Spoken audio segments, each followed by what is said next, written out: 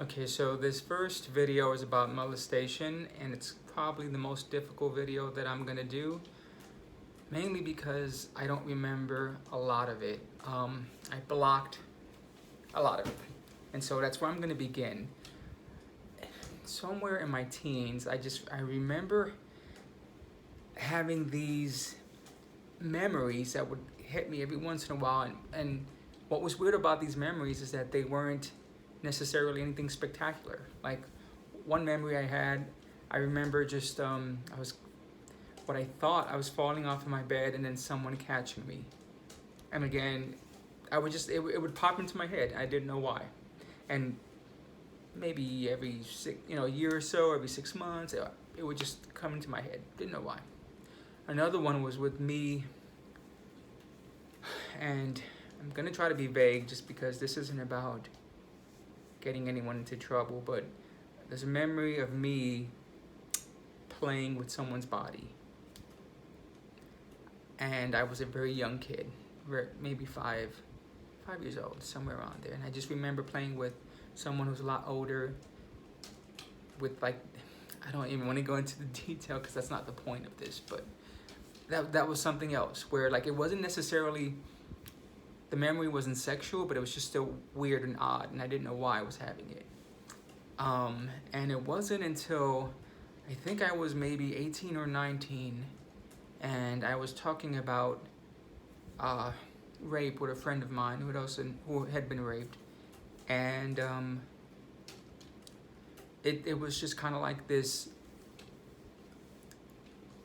unveiling of memories. Like that night I went home and things got clear, and I remembered other things, other pieces of it, and I was starting to make out faces of, and things continued, and it was the weirdest experience. But it's kind of like, even to this day, I don't have a start and end of what was going on, but I do have a lot of pieces, so I know that something happened to me.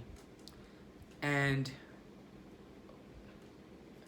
why I want to bring this up, especially when I speak of the physical stuff, is because when things started happening, there was a young 5-6-year-old thing that happened.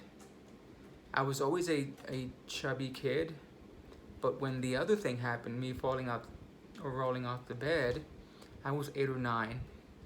And that was when my whole personality changed. And it was kind of like my parents, they knew something was wrong. I don't think, it was just so chaotic. My childhood was very chaotic, and so I don't think it was something to where they even had the tools to deal with, and so they didn't. But I became super quiet. I wouldn't talk to anyone. I didn't have any friends. I stayed home all the time. That was all the mental stuff, but the physical stuff was that I gained a lot of weight. I think at the end, at my biggest, I wore a size 40. And again, you're talking about 12, 13 years old by that point. And I was wearing my dad's clothes that wouldn't fit him because he was too skinny, So it really affected me. It affected my entire life to this day. Like I've never had good metabolism. I've never had good eating habits. Better now than ever, especially after joining the military. I did get better at keeping the weight off, but still not good habits. I always have to check myself. And all of the stuff that happened to me, because I was overweight, I got picked on a lot. I don't know if you guys, and I'm not trying to be funny, even though it is kind of funny, but there was a skit on SNL with Pat where you couldn't tell if it was a guy or a girl. That was me. I actually would have people asking me if I were a guy or a girl. They couldn't tell because I was overweight, and so I had the boobies, and because we were poor and I didn't have clothing, and I would wear hand-me-downs, so everything was tight, so it was horrible. It really was horrible. And I think I can't help, again, because I know my childhood was chaotic, and I don't know if my parents were equipped to do anything, but I think now I should have said something. I should have.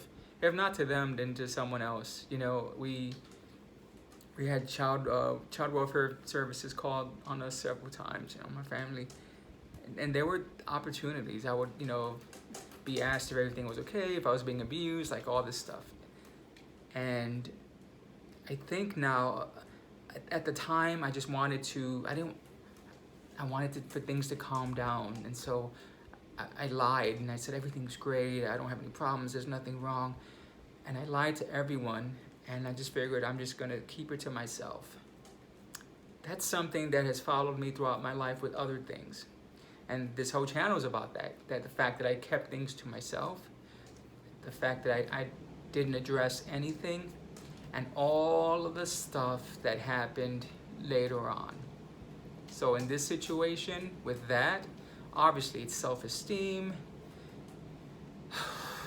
it's sexual identity, all these things that happened, but I'm gonna address those in other situations because things compounded, you know, and so I'll discuss that later on. But for this one, I just want to focus on physically and the weight and how that's how I buried it.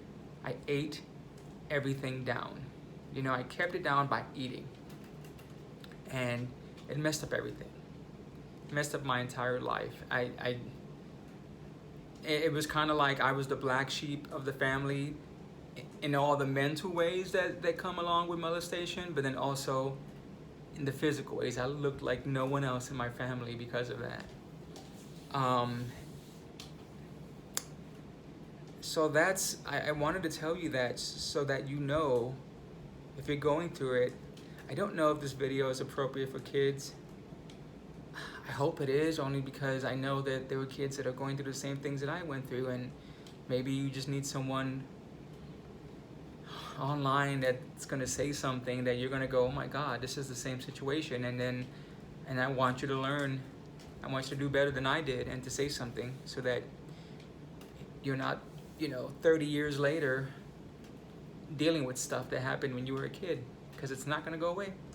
It's gonna stay there, and it's gonna affect you definitely mentally, but also physically. And when I think back of how I was physically different, you just think you are. Maybe it's just you're just different or other things, but no, it's because of that. There's other stuff too, don't get me wrong, but that was a main thing because that was my secret. I couldn't tell anyone. And so when you have this secret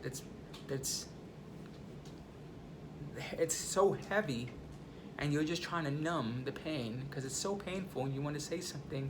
And not to mention, I will say it was more than one person that was molesting me, and they were close to my family. So I saw them growing up, both of them, on a daily basis.